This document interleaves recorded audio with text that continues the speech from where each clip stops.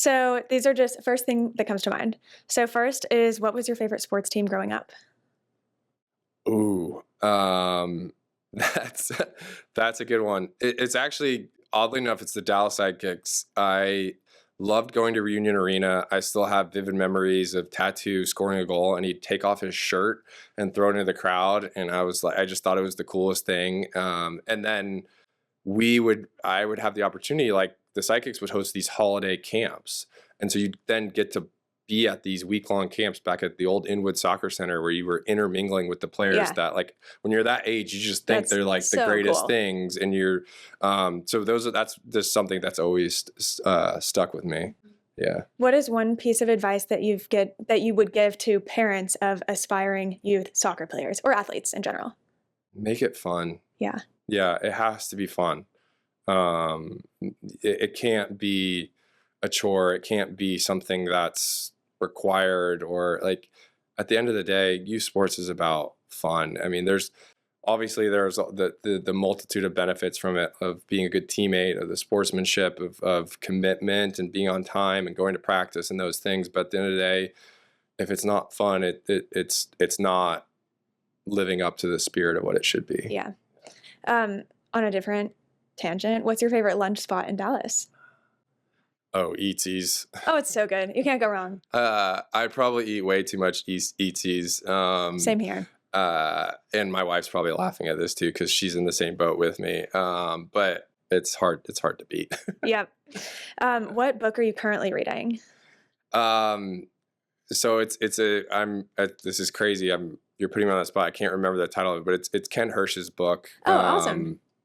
Turtles, the tortoise, Yeah. Fastest Turtle or Fastest Tortoise.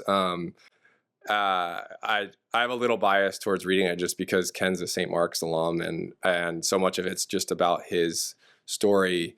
But you ask about leadership, like a lot of it, the undertones are about how Ken leads, and it's I find myself, a lot of the stories resonating with my own career growth, because in a lot of ways Ken followed that progress over promotion, and like leaned into, maybe he didn't realize he wanted to get into oil and gas, but then like the opportunity came about, and like a project came about in that field, and he raised his hand and went for it, and knew that if he dove in and worked hard, and did a good job, that would lead to something. And I think that I appreciate that he did that, and then thinking about from a leadership perspective of like encouraging that, creating an environment for that, the openness of you want your organization to want to raise their hand, to want Totally. to find their interest area, but then also rewarding and valuing hard work Yeah. and things of that nature. Yeah. Okay. What is something unique about being a professional baseball player that most people wouldn't know?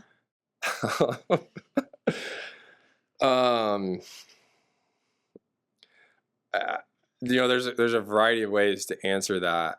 I think I'll go, it's because I never got to be in the big leagues. And the big leagues, they intentionally tell you all the great things about being in the big leagues because they want to motivate you to get to the Right. big leagues. But the minor leagues, it's a grind. I was living at the time, you were making peanuts, and they've done some changes in the right direction on like paying minor leaguers more now. But like, there were four of us crammed into a 2-bedroom Oh my gosh. apartment, and sharing cars and things like that.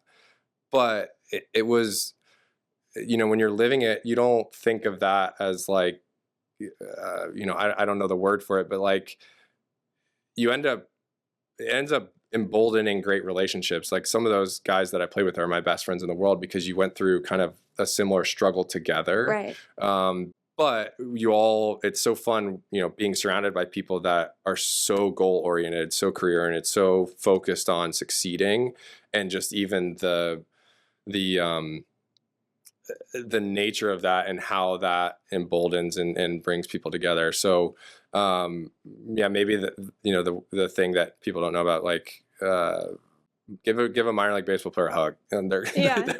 I'll keep that in mind next yeah, time I meet one. they're going through it. I mean, it's so much fun. I'm probably like making it seem worse than it is, but no, I think you would appreciate how much they appreciate like the feeling it gives you when like a young kid just even wants your autograph, because there's still that surreal feeling of like, you sure you want my autograph? Like, I'm in A ball right now, I may not make it, but that all matters. That all helps people reinforce what they're doing. Totally, totally. Well, I hope that y'all's players feel that way too. Yeah, That they feel that appreciation from the community here. that's exactly right.